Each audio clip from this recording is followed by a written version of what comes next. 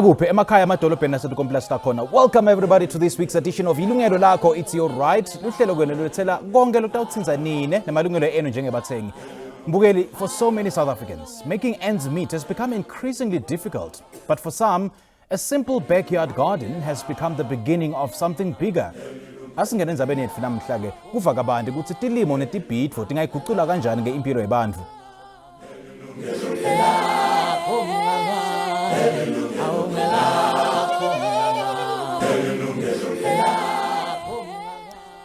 With the rising cost of living and limited economic opportunities, so many households across South Africa are facing growing financial pressure. But what if the solution to earn a living could start right at home in your backyard? Well, Khanyile Visage visited an agricultural project that has transformed lives. In just a moment, we'll have that insert with you. So make sure that you tune in for more on that. But joining us to explore the real stories, the practical solutions, and just how you can tap into agricultural economic opportunities, let's welcome Dr. Siphelele Qhange, Nguyena-ke lo ngumphathi wehlelo eSiriti Institute. Dr. Qhange, very good afternoon to you. Thanks for joining us. Welcome. Ndizibulisele kuwe bhuti nakuba phulaphula igama nguSiphesihle Qhange not Siphelele. Oh, Siphesihle. Okay, yes, great chatting to siyabonga kakhulu ke. Maybe nangasichazela kabanti ke first and foremost ukuthi inhlangano yenu Siriti Institute yendani nokuthi ke who really it is targeting. Okay, oqala iSiriti ye NGO which is ke iqumrhu elingelo likahulumende. Okay. Eyona nto ke siyenzayo as iSiriti sinazo iprogram ezininzi kusukela kwi-agriculture nakwezinye ke ze-ECD nezinye kanjalo but kuba ke namhlanje sizawuthetha ngalena ye-agriculture sizawugxila kuyo kakhulu. So ndiyafuna ukuthi ke yeyona program inkulu lena esiyimplementayo eSiriti lena ye-agriculture. So sisebenza ke ikakhulu kwindawo ezisemaphandleni like deep villages. I-target yethu ke leyo zo areas njalo but eyona nto sigxile kuyo kakhulu uphuhliso loluntu. So iSiriti nje uphuhliso loluntu ngezo programs zonke ke sizi-implementayo including ke ne-agriculture leyo. So eyona nto siyenzayo leyo singuSiriti. What specifically do you do kusita ke communities, kusita ke umango nemphakathi in terms of just embracing agriculture as their source of living perhaps, or maybe as a source of food and for their families?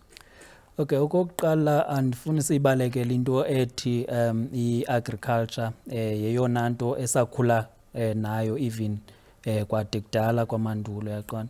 So asinoyibalekela into ethi ke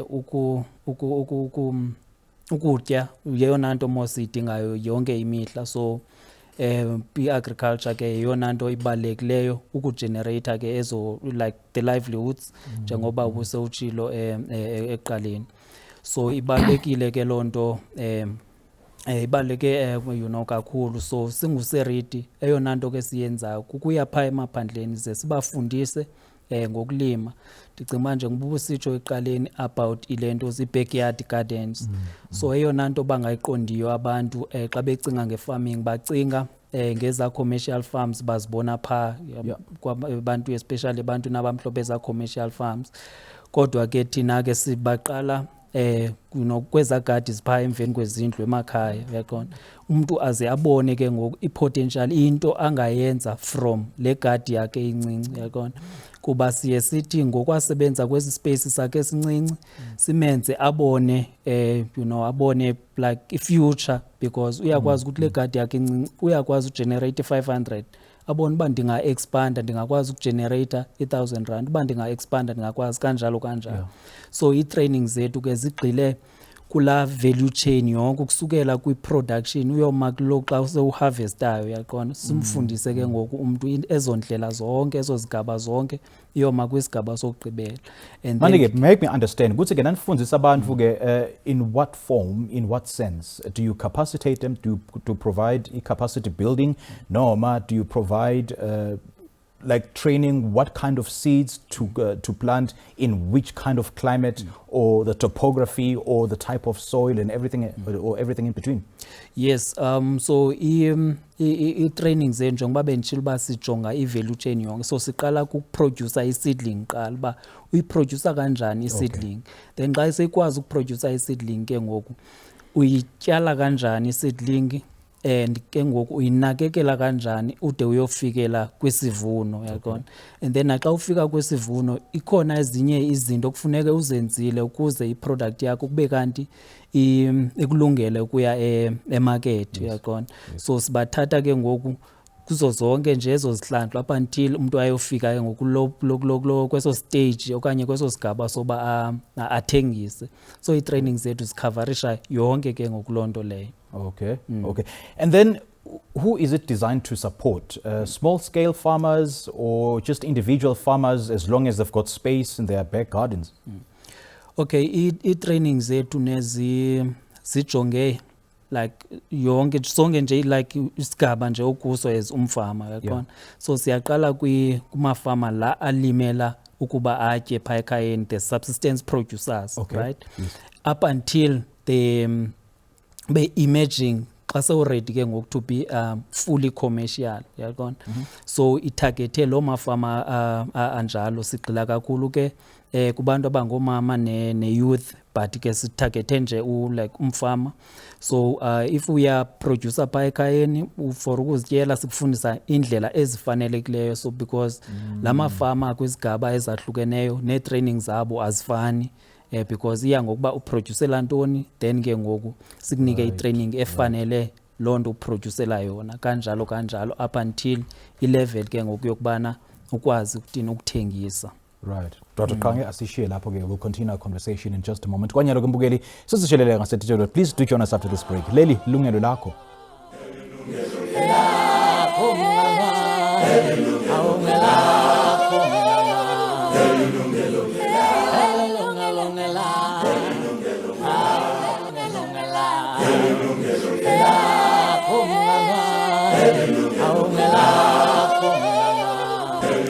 Sakumala futhi ke mbukeli ngaphandle ukuthi ke sichubeke nenzaba yethu namhla ke asisinilisele ke nayi insert lebe nginithembise yona.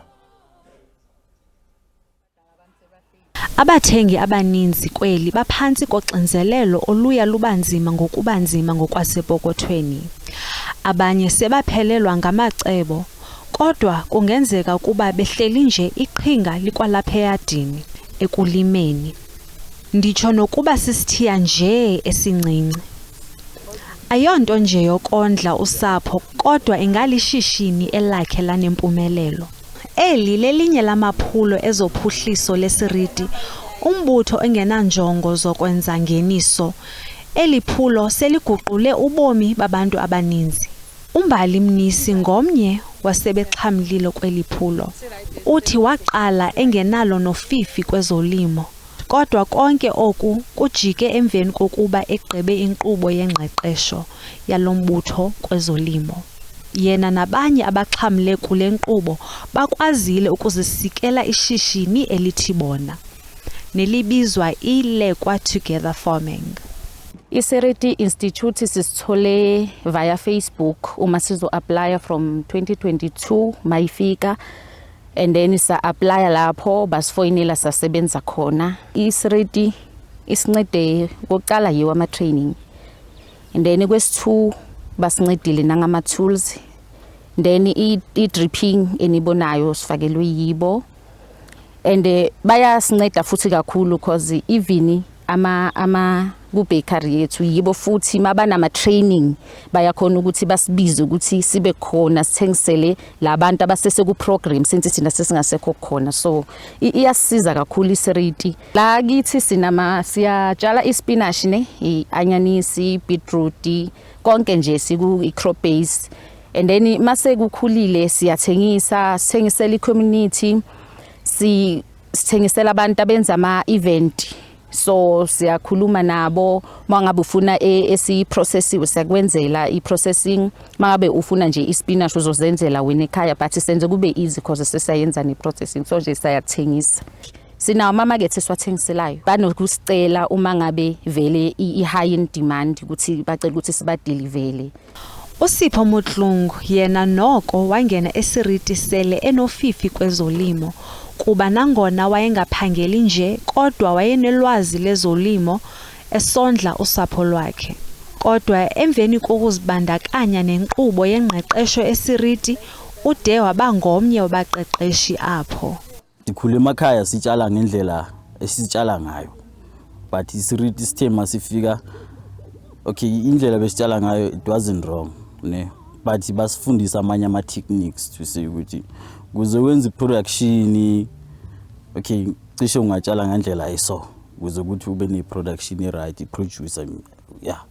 So ba iskill futhi after sesenzile production ukutshala phansi njengomuntu onothando lokuqala something but amandla awunawo, yila iSiriti sifika singena khona ukuthi okay iplan lakho wena yini, mhlambe assista kuphi, and then ke bayakhona ukungenelela ukuthi okay awunama seedlings sakhona ukuthi okay awunama seedlings khona la wena unendawo khona ufuna ukutshala khona, then ila singenelela khona awunama tools ila singenelela khona, sinenkinga yamanzi na ujojo ukuthi at least ustore amanzi khona ukuthi uzokhulisa izitshalo zakho. iSiriti Institute ngasho nje ukuthi ikhaya labantu. Amabali kaMnisi kunye noMotlungu abubungqina bokuba nokuba ithuba liqale kancinci, impembelelo yalo ingankulu. Ngenkxaso efanelekileyo kunye nokuzimisela, nabani na angajika amathuba kwezolimo abeneshishini elinempumelelo. Khanyisile Lavisa, ilungelo lakho. Sasewethu lapha Khanyisile Lavisa kuleyo mbiko ke sendvile ke bekunene ukuthi ke bumcoka bekulima netibhidvo ukuthi kungathita kanjani impilo tabantu ke neSiriti Institute has come in handy in terms of providing that training, that capacity building, in terms of making sure that people are self-sustainable. Nangabe ke unemhlaba lotsita noma ke back garden, you can use that, you know, provide ke tilimo noma ke kudla for umndeni wakho. In that insert sivile ukuthi ke you don't just focus on agriculture only, khona ke lokhuluma ukuthi nema-bakery nakhona you try to make them, you know, to diversify as much as possible. Yebo injalo, yenye yento esi-encourage kakhulu lonto kumafama, siyawakhuthaza kakhulu amafama ngokuba ajonge izinto ezi-different, angafocus kwi-farming yodwa kuba kaloku i-farming ine-challenges zayo. Uyakwazi ukuthi sewutyalile mhlambi kube khona isichotho, uyabona kufumanise kuba izitshalo zakho ziyafa ke ngoku, so uyayidinga elinye ishishini elisecaleni elizokwazi uba liphinde likubooste.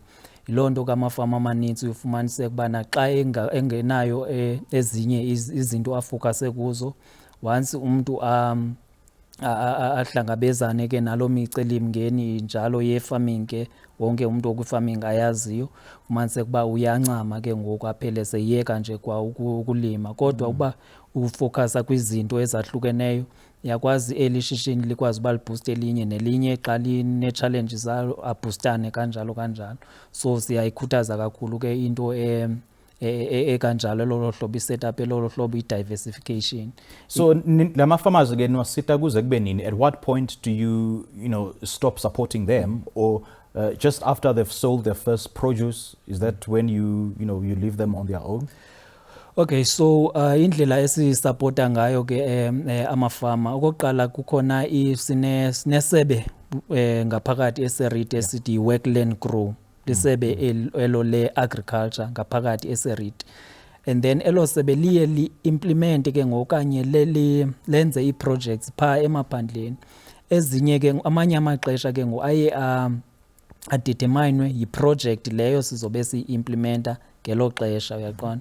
But ke ngoku as isebe le-agriculture phakathi eSiriti asinayo i-time frame kuba kaloku lisebe elo elikhoyo eliqhubekekayo kanjalo kanjalo. So nangaliphi na ixesha umfama xa edinga uncedo uyakwazi ukuza kuthi sithethe sibonisana uba singancedisana njani naye.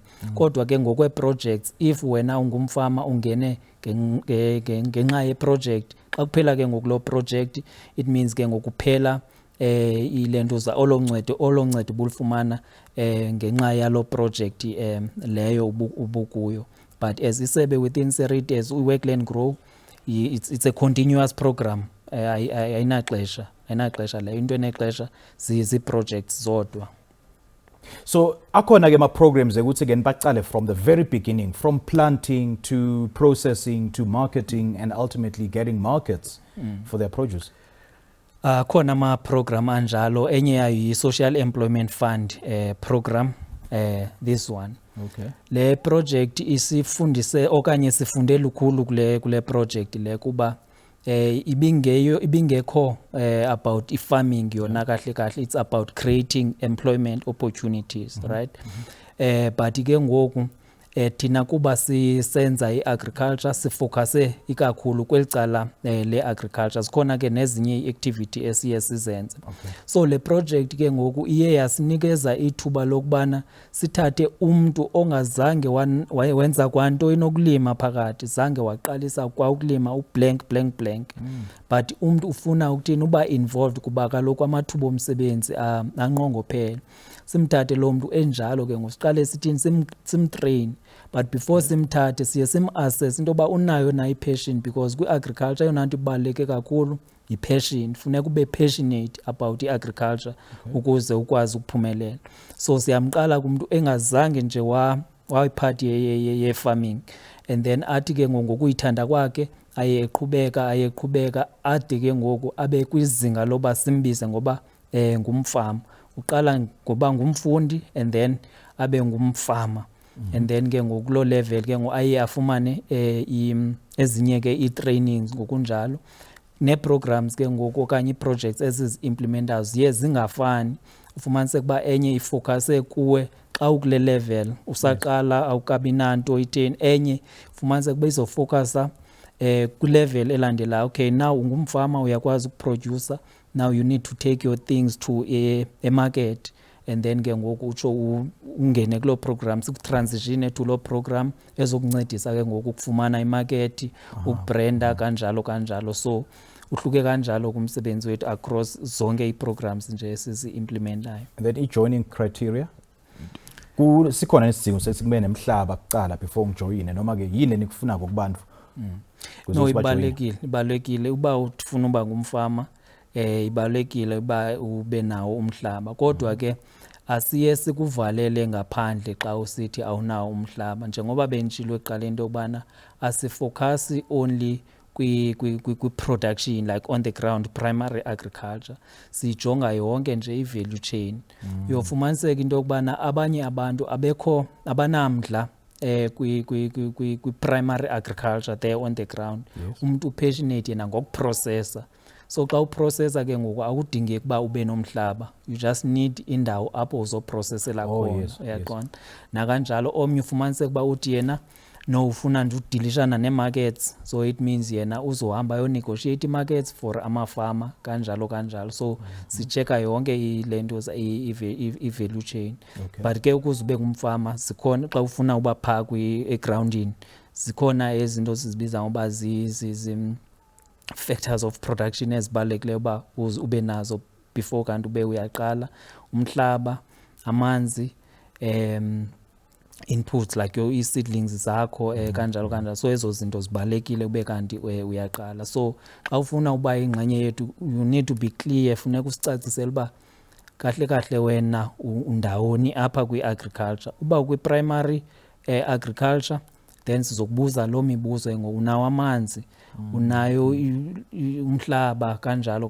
But if utufocuse kwi-production, then sizakubuza kwi-processing, then sizokubuza ke ngoku imibuzo eyeleleleyo phaa kule nto uthi ufuna ukuyenza, because ne-production ne-processing ineyayo i-criteria eyohlukileyo kwi-primary production, kanjalo. Then ke ngosikwazi ubana sikubonisa uba okay ungancedakala kanjani, into nomele uyenze kusuka apha kuye phaa. All right, asishiye lapho Dr. Qange. Mbukele ke, let's pause it right there and take another break. Ungasanyakade. Siyabuya khona manje leli ilungelo lakho.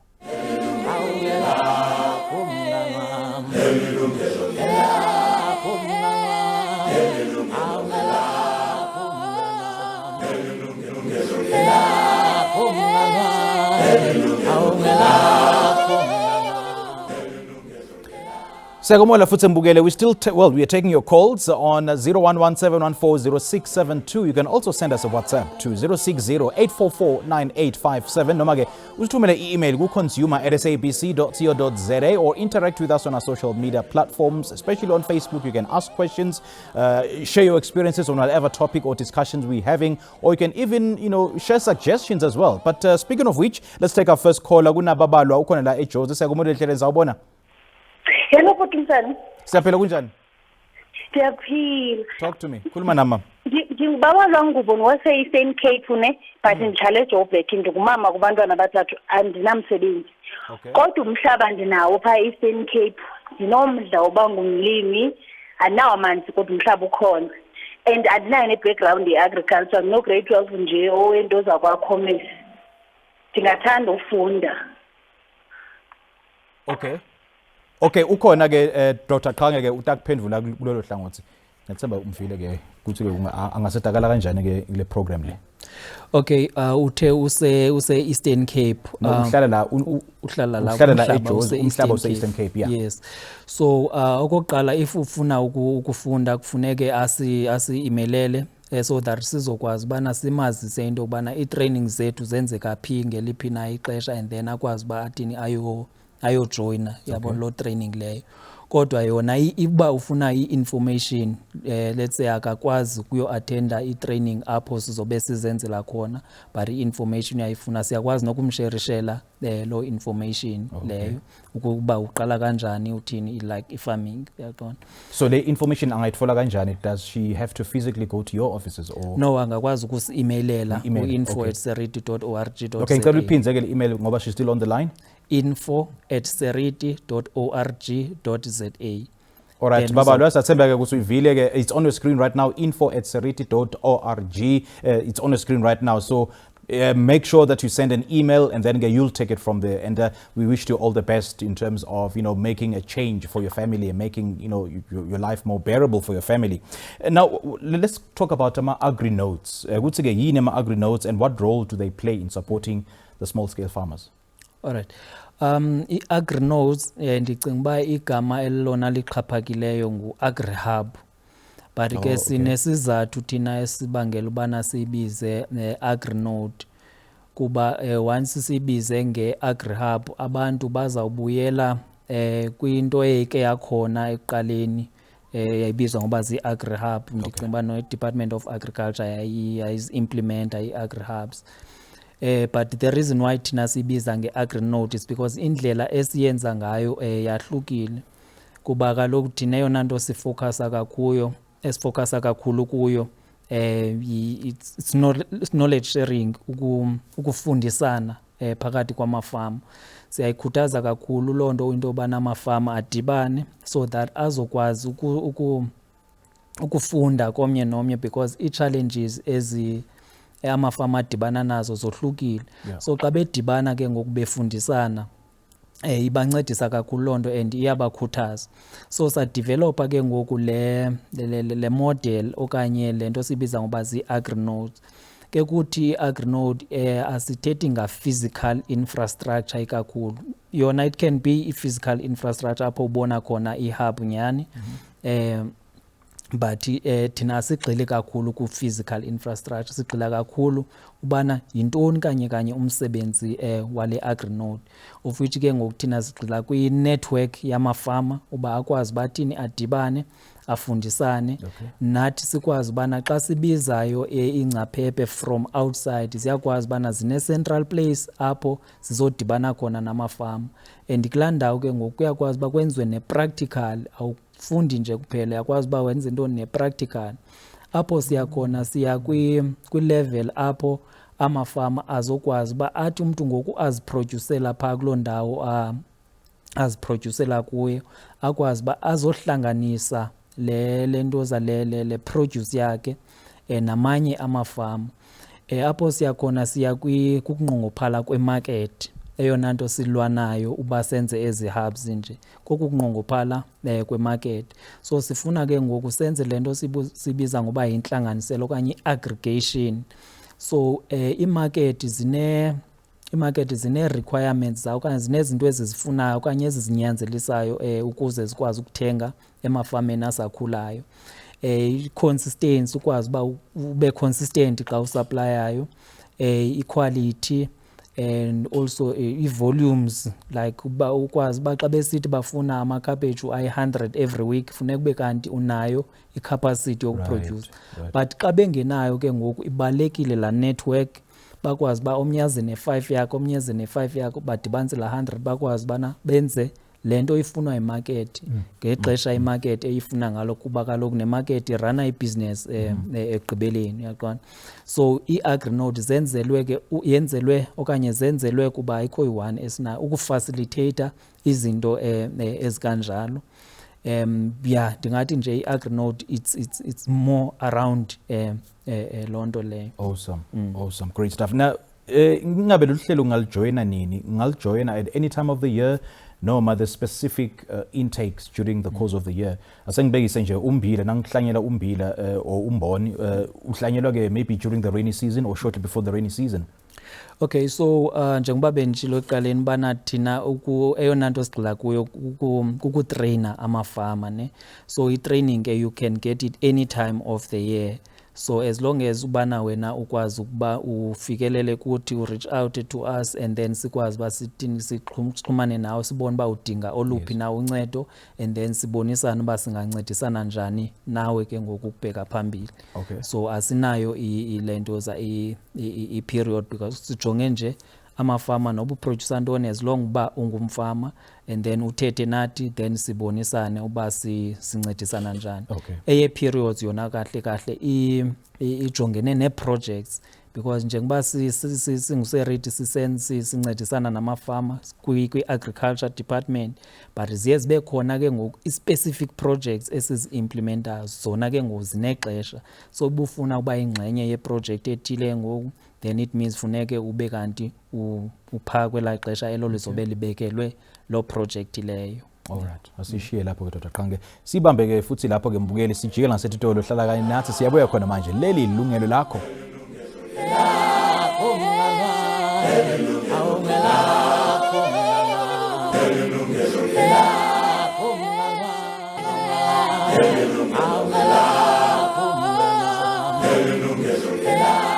Welcome back everybody. Khumbula ke mbukeli ukuthi incingo tefa setivuliwe ukuthi ke nawe ungaba ingcenye yenkulumo yethu namhla ungashara licingo khona manje la e-studio ku 011-714-0672. Ungasithumela futhi na WhatsApp ku 060-844-9857. You can also email your views to consumer@sabc.co.za noma ke usithinze ku Facebook. We've got another caller, sina Daniel ulapha ke Soweto. Sakumole ehleleni sawubona. Sawubona. Yebo, mina Yebo. Khuluma nathi baba. What's on your mind? Yebo sir. Yeah, no, my name is Daniel Wagamtshwane. I'm from Soweto. So we are in the mushroom industry. So I just want to share a good story that we have with Useriti. So Useriti invited us to go and share the expertise, around mushroom farming in Bela Bela with the farmers in Limpopo, and for them to get involved in the mushroom industry and to start as well to diversify with mushrooms. So that's I just want to say that Seriti is doing quite great work. We met with them as well in KZN in one of the events, and I just want to say that they are really doing quite a great work, because you find them in deep rural areas where you didn't even expect, that you can find Seriti there. So that's the real good thing that I wanted to share concerning Seriti. Thank you. Siyabonga kakhulu ke for that call. Engabe ke just a quick question ukuthi ke iSeriti insita kanjani, in what capacity? Banitfolele mamakethe noma ke bansita in terms of capacity building? Okay, so Tina, we were going to offer expertise on growing mushrooms, so to the farmers. yeah, so we were going to offer that, and then when they've got the farmers then on the program, then they assist them, you know, with those farm access to market and all of that, as the doctor has highlighted. All right, Daniel, great chatting to you. Sabonga kakhulu. May you rise from strength to strength in your endeavors. Thank you so much. And I suppose these are just some of the feel-good stories or some of the success stories. Maybe apart from the stories that Daniela and Nhlangano Yabo, perhaps if you could share some of the success stories that Seriti has helped, or some of the people or organizations that Seriti has helped. Okay, success stories ndicinga zininzi kakhulu, yeah. zininzi kakhulu ngeke sizigqibe. Ndicinga esinye sesibe sike savezwa sase standardini apho aba bantwana bubabona phana ngaba benithetha ngabe xa ndithi umuntu zange enze kwanto ne farming phakathi. Okay. But some trainer until nabo ba developer la passion uyaqona, and then bakule level bakuyo ngoku bakhona ke nabanye abenze njengaba ikakhulu kwelicala lase Northwest, nalapho sinazo i-success stories. Khona umfana onguPhumulo naye wayiqale nathi siqala kwethu ufika nje kwelacala wa-attenda i-trainings zethu sambona kuba ngumuntu ovele enayo ke ilento zomdla kwe-agriculture, uyaphusha umfana. Sazama ke nathi umncedisa, samnikeza ne-seedlings, samxela noba zeziphi indlela makakhulise ngazo, ya improve i-quality ye-produce yakhe, wakwazi ubana abe ne-relationship no-Spar. Okay. So ngoku uyakwazi uthengisela uSpar anytime ene-produce uyayisa eSpar iyathengwa. uSpar sine-relationship naye uSpar, so siyamxela uba xa kufika umfama kanje nakanje then umazi bana ureferishwe sithi so wathatha i-produce yakhe kanjalo. So baninzi ke nabanye nakwezinye indawo nako Limpopo kuzo zonke i-province esisebenza kuzo. So in which place in the value chain do you come in? Asengibekise ke khona ke yena ke uthi ufuna ke kulima from the very beginning, getting their hands dirty. Khona ke labadila nje nge-processing kuphela, then khona ke labadila ngekumarket, ahambe athenge ama-crops or beet or ama-veg from a farmer, awamixe kuma-Joburg market for instance. So ningena kuphi lapho noma nifuna nje kubacala from the very beginning in the entire value chain? No, sibetha konke nje, sibetha konke kudependa wena xa ufika uzofuna uncedo kuthi uba ukweyiphi na i-level. Asizothi hayi asizokwazi bana sisebenzisane nawe kuba wena usenza leyo. Yonke nje i-level from i-production, if we are producer, i-processing or we are transporter, because kulento bendithetha ngayo ye-aggregation uyofumanise kubana amafama akudelene aqelelene, so ukuze ke ngoku uhlanganise like eza la produce yakho, funeke itransportiwe from kweza ndawo. So bakhona abanye umuntu wathi no mina agriculture ndifuna nje utransporta, ndifuna uyenze nyini. So akhona ke namathuba akanjalo yaqona. So ndingathi yonke nje ilento za i-value chain we are role player throughout the value chain yabo. Great stuff. Yes. And then kuna naluhla ke kuthiwa ke community fresh yini ke leyo, and how does it assist? I-community fresh kulento bana ke sizamana ukulwa nale challenge ye market yaqona. Amafama amaninzi ayastrugglisha ukufumana i-market. Uyifumanise kuba ke ngoku amanye aye aphele umdla engekade abe ayaphumelela, kuba into ayenze amafama yona mpazamo ayenze kuqale athini atyale, yabona bengekabi nayo imarket. Ufumanise ba ke ngoku utyalile ilento za i-cabbage yakhe or whatever ityalileyo, i-quality i-right but akana market, iphela iba i-waste ke ngoku yaqona. So yeyona challenge kakhulu kuyo yonke imizamo yethu, yeyona challenge leyo sizama ukukhawulelana nayo yaqona. How do you deal with that village, especially nanitfola ukuthi ama-farmers ema-market abawatfoli? Yes. And then the produce ends up being spoiled.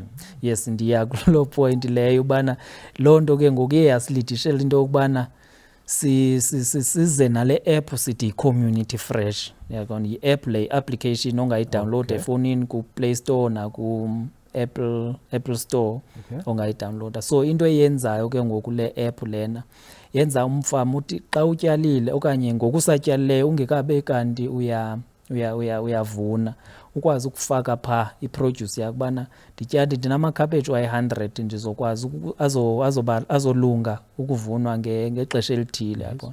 Wonke ke ngoku umuntu oyingxenye yala app pha kula app kukhona amanye amafama kube khona ne-markets ne-buyers yaqona. So uyakwazi ke ngoku uyibhaya ibone ba what is available around me i-produce, then xa ijonga pha ku-app abona okay kukhona amakhaphetshu athile endaweni ethile khona into nendaweni ethile kanjalo akwazi uba ke ngoku athenge kuloo mafama. So ndingathi yi-marketplace yamafama, but into eyenza yohluke ke ngoku kwezinye ii-marketplaces ezikhoyo is that lena uyakwazi nokucommunicate namanye amafama kwalapha kule app leyo. Uba une-challenge ethile ubhale pha kwi-forum ubana une-challenge kanje athi gqi omnye umuntu aze nengcebiso kanjalo. Okay. Yes. So i-Community Fresh, the app, is it localized or is it national?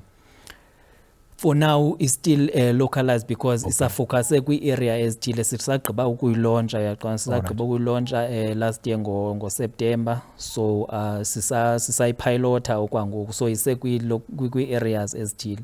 Kodwa ke iplan kuba ithini ibe national xa sesiyibonile saqokelela yonke i-data, because okwangoku siyayimonitorisha, sicollecta la data izosincedisa ke ngokubana sithi i-app iyasebenza because of 1 2 3, and loo nto ke ngoku sizoyiprova nge-numbers yaqona. So sibhizi naloo nto ke ngoku siyayimonitorisha ubana iyasebenza nyhani, amafama ayayenza imali yabona kanjalo. So sisekuloo phase leyo. Xa sesigqiba ke ngoku kuloo phase leyo siyayi-launcha like nationally ke ngoku zonke indawo. So okay, so le app le, if mina ngifuna kubona le tithombe of the crops, should I believe you when I postile kule app ukuthi you've got spinach sesivele sesi-ready without me actually seeing it? Is there a way of seeing it? Because imagine mina ngila eJozi and then I go all the way to Mpumalanga only to find ukuthi lama crops or your produce is not fresh looking. Okay, okokuqala ke sinayo as uSerit sinayo i-control pha kula app leya. Ayo app sivele sayibeka pha that wonke umuntu angavele like angene enze into ayifunayo yaqona. So nawe as umfama xa ufaka iproduce yakho pha sine-access yoba siyi-approve. Ukuyi-approve kwethu ke kuxhomeke nasekubeni sihambe siyobona uba nyhani na le nto yakho ikhona and ilolu hlobo uyiveze ngalo pha kwi-picture, and then siyi-approve ngoku itsho ibe pha outside there kwi-app leya before abe kanti umuntu uyayi. So nifaka ini kule app the pictures faka i-pictures, live pictures, real pictures. Or is it live pictures? Yes, just that's where I'm getting at. What if that form they're actually 3-4 weeks old? Yes, we do a verification. Okay. Yeah, we do a verification. We have got ilentos abasebenzi abapha efieldini. Xa umuntu uploada i-produce yakhe, and then before approve you do quality checks and all of that, and then you approve because it is attached to igama lethu as uSerit. So we want to make sure ba wonke umuntu osebenzisa la app ufumana like equality, angazokhalaza athi le app kaSerit. So sizama niyasebenda madoda. Niyasebenda madoda. Ayibukele sesase futhi likhetfu lethu legcina ngci sihlangane nasibuke etitolo leli lungelo lakho.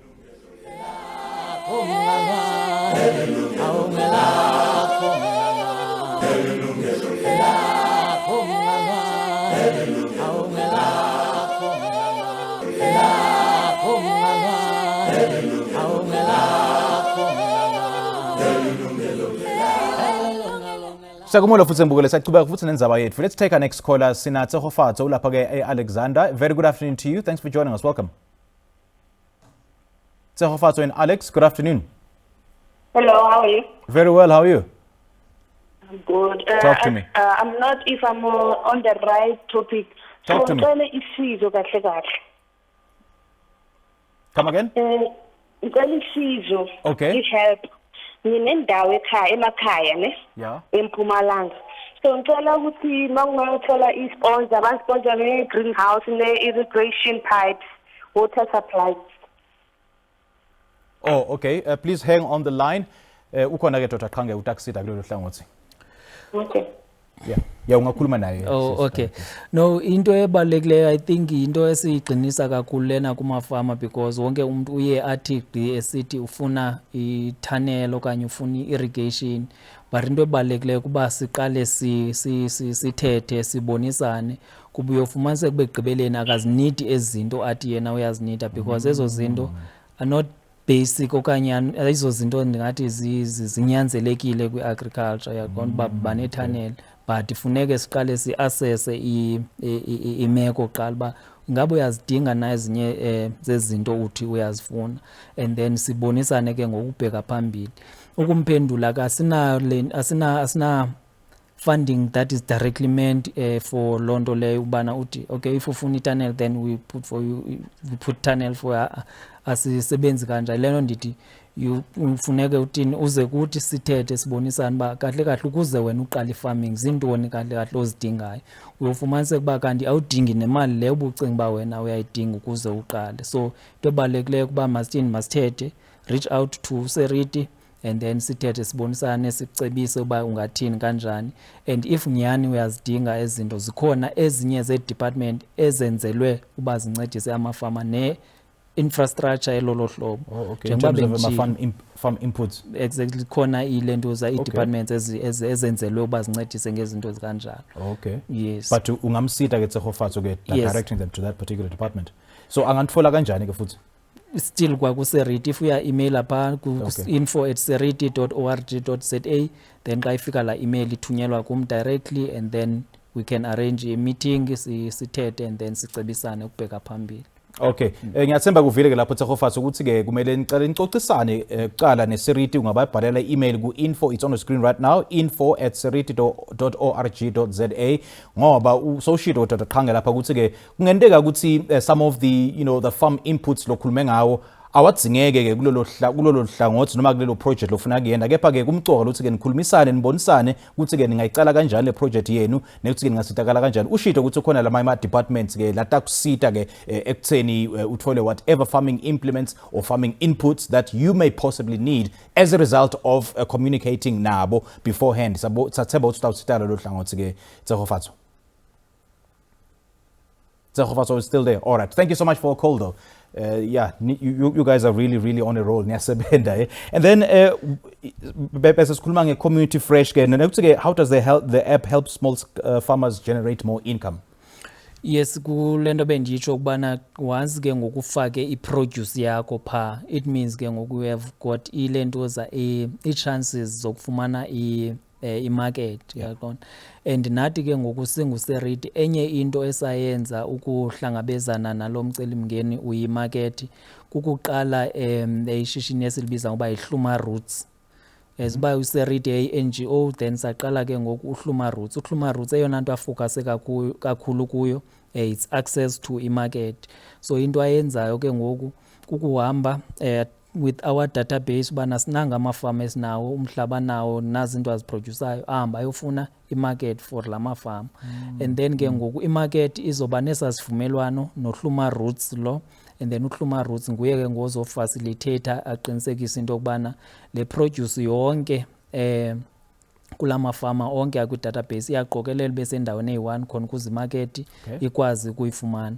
Even ke no Community Fresh app iyakwazi ukuyifacilitator lonto, because before ube kanti uthi ubana kukhona intoni available, uyakwazi ukuvula pa Community Fresh app ubone uba kukhona ntoni around wena, ngawapha amafama a-upload leyo anezinto. And then uyakwazi ke ngokuye market utsho into kubana sinamafama ayi-20 anale produce kanga, so then imarket ithi uba no singayizisa, and then you can contact directly lo mafama lawo, and then wenze lo transaction leyo uHluma Roots enze lo transaction, and then iye pha e-market. So incedisa kakhulu ukufacilitator le ndaba ye-market i-Community Fresh app kakhulu. So farmers niyawakhuthata ukuthi bafame i-organic farming or any type of farming?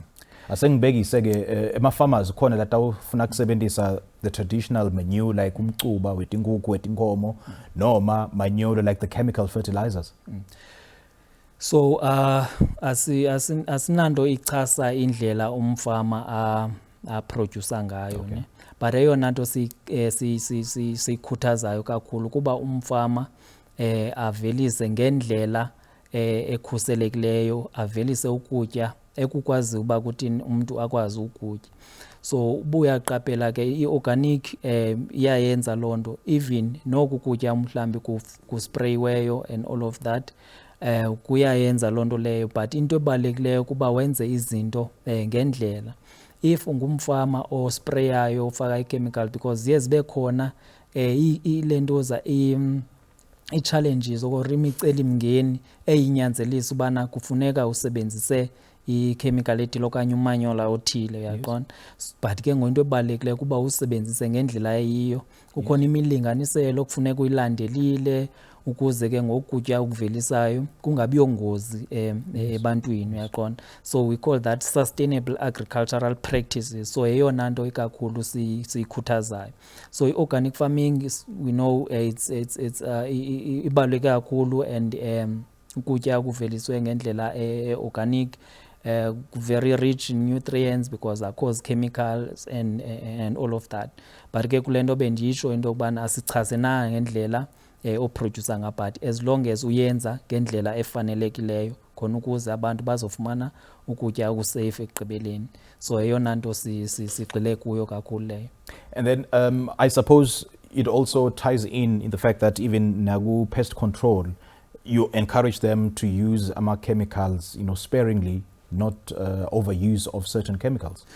Yes, and notice ba encourage uba basebenzise i-chemical, but iqhomekeka na kwi-intensity wezo pest mhlawumbi umuntu because ngamanye amaxesha kudingeki ne-chemical, so you can use the biological methods ke ngoku, like ezindlela ungazisebenzisa pha emakhaya. Abanye akwazi ukwenza amanzi anetshilisi aspray zihambe izinambuzane, but ke kuye kudipende kwezo zinambuzane mhlawumbi ulwa nazo okanye kwi-scale sakho, uyabona, because ekugqibeleni awufuni ukuluza, uyabona, awufuni ukuba ne-waste at the end of the day. So you need to do or you need ubana wenze anything to make sure ubana you harvest at the end of the day. So if you have got insects, if une insects okanye nezinambuzane olwa nazo efameni yakho, kubalulekile uqala ujonge xa kho into ekuthiwa ngathi kukuhlola. Umfama ngamnye uyakwazi ukuvuka ekuseni hamba ayohlola, then uyakwazi ukuyibona ngoku i-problem isaqala. Xa isaqala uyakwazi ukuyicontrol ungadanga wasebenzisa nee-chemicals ke ngoku. Usebenzise nje noba ngamanzi anesephu uspray isuke loo nto leyo, ungadanga wabe usebenzisa i-chemicals. But ke if ujonga abantu abane-farmers ezinkulu and athi eyohlola ekuseni ifama yakhe afumanise ukuba seyinwenwe kakhulu lento le, ifuna ukuhoywa ngokukhawuleza, uyaqonda, then ubona uba eyona solution ukuze zingafi ezinto ezi kuba abalekele kwi-chemical. So ndizama ukuthi ke kuyaxhomekeka ubana yeyiphi loo nto uhlangabezana nayo ngelo xesha, and then ke ngoku yeyiphi solution practical ngelo xesha elo. Yeah, I think we need a separate discussion about some of the biological ways of controlling pests. Just for the sake of those who are watching right now and those who are inspired, to start their own farming businesses in their backyard, siyathi ke kuthi ke kuqala akusilukhuni. It's not difficult starting, but sustainability is. So what advice would you offer for long-term success, especially kulabo lababuka ngonyalo labanawo umhlaba kepha ke betekele indlela tekuqala ke kusebenza? Okay. No, into ebalulekileyo ukuqala, because abanye abantu eyona nto iye ibe i-challenge iba kuqala oku. Ufumanise ukuba umuntu uthi efuna uqala abe seyicinga nge-future, abone bana andiqondi mna into yokubana ndiyawuze ndifikelele kule level. Akakaqali that time, yabo. So but if uyaqala usebenzise whatever onayo ngelo xesha elo, just start something, into ebalulekileyo kuqala, uyaqonda. And then ke njengoba sinale program okanye lelisebe sibiza ngoba i-work learn grow SRED, we are saying work kokoqala, qala usebenze. While usebenza ke ngoku you learn. Yes. And then ke ngoku bese and then you grow.